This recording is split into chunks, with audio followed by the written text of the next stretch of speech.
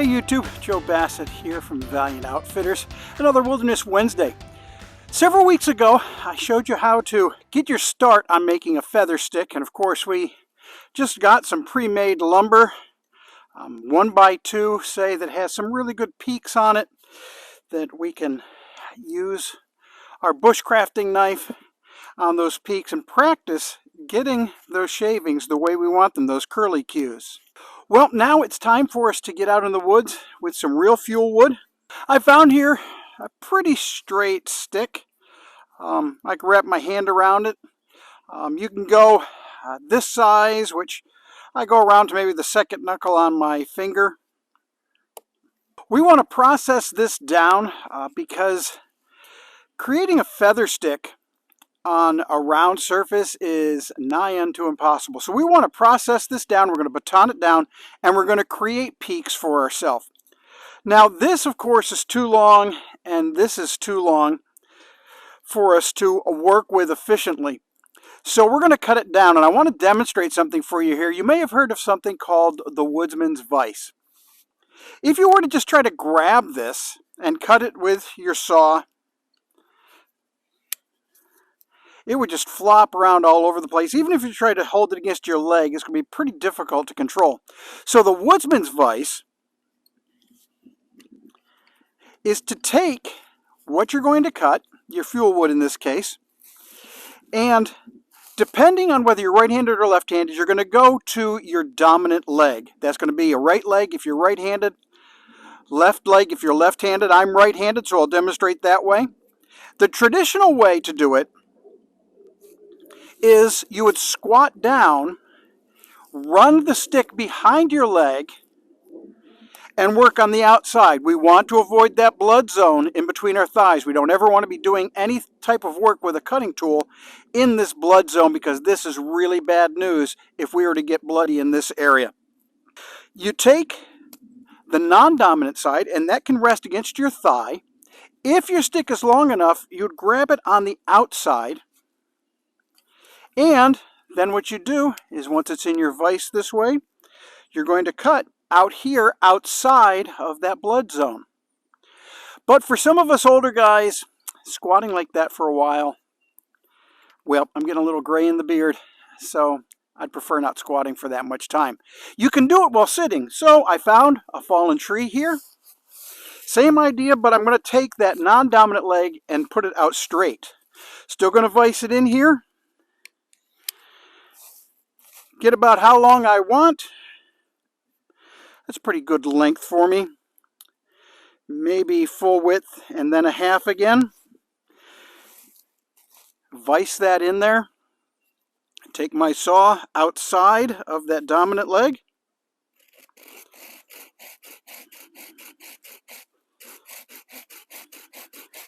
Now I could hold it on the inside if I needed to here. Say this wasn't long enough to grab on the outside. But out here you're using that leverage to your advantage. So if it's long enough, I'm going to grab it out here.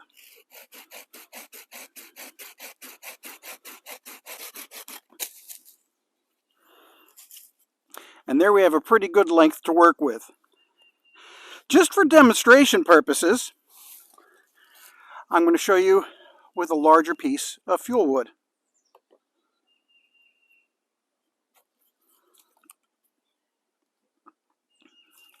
Same concept, under the leg there. A pretty good length there to work with for fuel wood. Cut on the outside of that dominant leg. For good grip over here to keep that nice and still.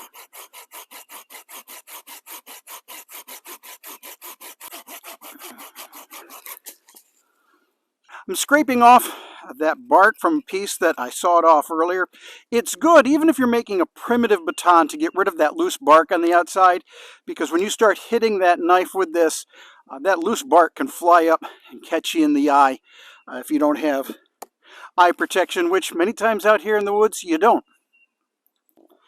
So here I have that piece that I cut down. I'm going to use my anvil here, which has been my stool up until now. I'm going to baton this down. This one I'll probably just do in half to get 2 peaks on it.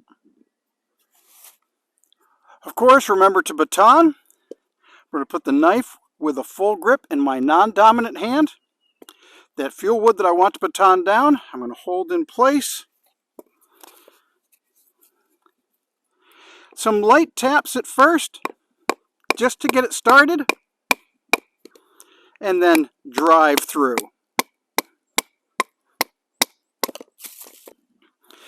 So here what I've done is I've created 2 peaks. I could take this again and I could baton it another time.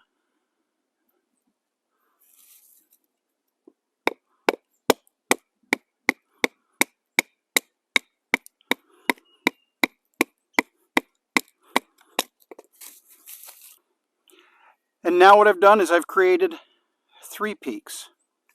I can take that, put it against my anvil, good full grip, and I'm going to use that same process I did when I was working with the pre-made lumber of tip it onto that edge. And every time I come down, I'm looking to go to an edge. So when I come down, sliding and slicing, I'm going to create an edge over here and an edge over here. And I'll tip my feather stick back and forth to keep looking for those edges and shaving those edges. Take your time, no rush on this. And these shavings that are falling off, remember, save those. Those are going to be some great pieces of wood, some great tinder for your tinder bundle.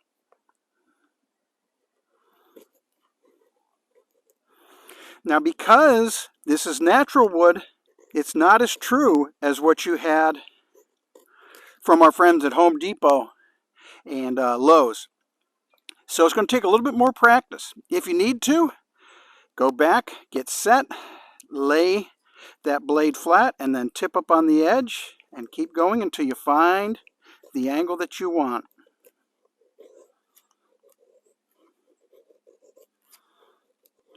Remember that it's a slicing motion. You're not chiseling in, you're not thinking about cutting the wood, you're thinking about shaving off layers. Once you've gone pretty far on that side, you can flip it and go for your other edge.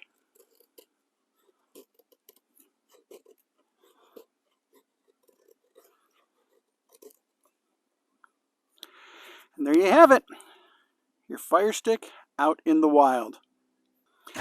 This is Joe Bassett for Valiant Outfitters. Thanks for joining me for another Wilderness Wednesday. If you enjoyed this video, you found it helpful, please hit that like button, subscribe. Also click that bell for notifications. As I like to say, it's 20% about your tools, 80% the skills you carry in your head, and 98.6% dirt time. So I'm going to stay out here and practice my feather stick some more. We'll catch you back for another Wilderness Wednesday.